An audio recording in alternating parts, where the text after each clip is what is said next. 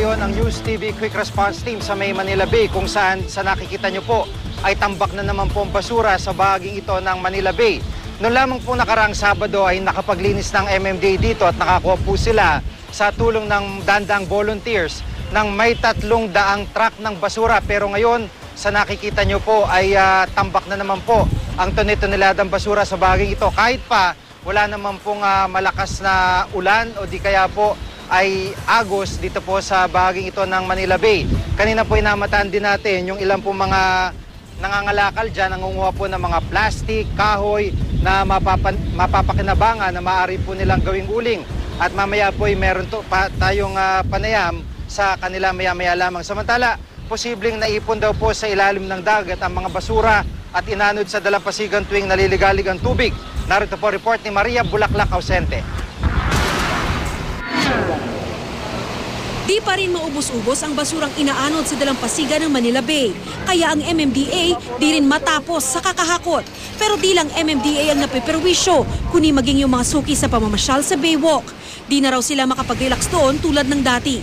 Pero para sa ilan, biyaya ang hatid ng basurang inaanod sa Manila Bay. Marami ang dumarayo roon para mangalakal ng plastik at bakal mula sa tambak ng basura. Nitong Agosto nang humagupit ang monsoon surge sa Manila Bay, toneladanang basura ang naipon sa may seawall. Mula noon, wala nang patid ang paglilinis ng mga tauhan ng MMDA Metro Parkway Group doon. Naipon daw sa ilalim ng tubig ang basura at inaanod sa pampang kapag malikot ang tubig. Kung minsan nga raw, umaabot sa 100 truck ng basura ang nakukuha nila roon. Ang bagong seawall ng Manila Bay na inayos matapos masira sa hagupit ng bagyong Kiel at Pedring noong 2011, planong gawing double layer sa pangambang baka muli itong bumigay sa paghampas ng malalaking alon at basura. Sinimulan na rin ng DPWH ang paglalagay ng mga higanting bato sa seawall. Target nila itong matapos sa loob ng 2 buwan. Ayon kay DPWH Director Reynaldo Tagudando, ito ang pinakamaagap na magagawa para mapatibay ang seawall. Nabibreak kasi ng mga bato ang mga malalaking alon, kaya't hindi na ganong kalakas ang impact nito sa pader. Paghahanda na rin daw ito sa mga paparting pang bagyo. Maria Bulaklak Ausente, GMA News. Kanina nga po nakausap natin yung ilan sa mga residente ng Maynila na nangangalakal dito. Nangunguha po sila ng mga plastic na maaaring ipagbili at mga kahoy na maaaring gawing uling na naanod po dito sa bahaging ito. Marami rin po silang nakuha at narito po ang kanilang payag. Yun, kahoy lang. Wala na. Kasi yun lang kasi alam namin na hanap buhay. At trabaho. Maraming purpose to, ginagawang uling, panggatong ng mais, panggatong sa kasi mahal ang LPG ngayon. Mahal yung gas. Tama lang yung pangkain. Magkano po? Minsan mahina, 50, 100. Kung ano-ano na plastic, mabenta lang.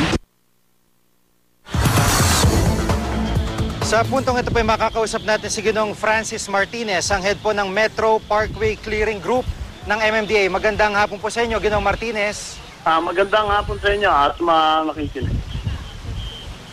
Opo, at sa ngayon po, ano po ang plano ng MMDA? Pagpapatuloy niyo pa ho ba? Medyo marami-rami pa rin po itong nakikita naming basura dito sa Manila Bay. Actually, bukas po ay tutuloy po namin ng pag-uhol ng mga basura dyan along seaside ng Manila Bay. Umpisahan po namin yan bukas ng umaga po, mga 7 o'clock. Magpapalinis po kami dyan.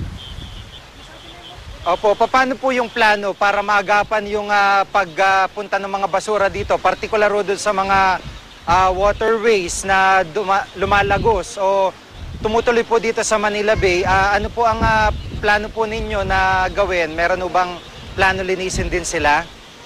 Meron po. Actually, may programa po ang MMDA, yung meron kaming yung clean-up operation dyan sa mga barangay. At una-una po ang aming linilinis yung estero para po ma-avoid natin ang paglabas sa Manila Bay galing sa estero yung mga basura, lalo-lalo po yung mga plastic. Opo. At maliban ho dun sa paglalagay ho ng malalaking bato, plano nyo ho bang ituloy pa yung recommended na disenyo ni Chairman Tolentino gaya ho nung nakikita namin dito sa tagiliran ng US Embassy na disenyo ng kanilang breakwater? Ang alam ko po, itutuloy po yung plano, yung sinuggest ng Chairman. alam ko po, approve na po yun at pag-implement na lang o pag-uusapan pa sa ng DP. Opo. Siguro panguling salita po, ano po yung paalala nyo sa ating mga kababayan na talagang napakakulit at pasaway na nagtatapon ng basura dyan? Ang aming po pakiusap sa aming ahensya, sana po ay pagtulungan natin na iwasan magtapon ng basura, lalo-lalo na po sa estero, para po maiwasan natin ang pagbaha. Opo, at nakikita nyo naman hanggang tuhod ho pagka naglalakad tong mamang to na nangunguha ng kanyang mapapakinabangan, hanggang tuhod po ang lalim ng basura na naririto ngayon sa May Manila Bay. Maraming po salamat, Ginoong Francis Martinez, head ng Metro Parkway Clearing Group ng MMDA.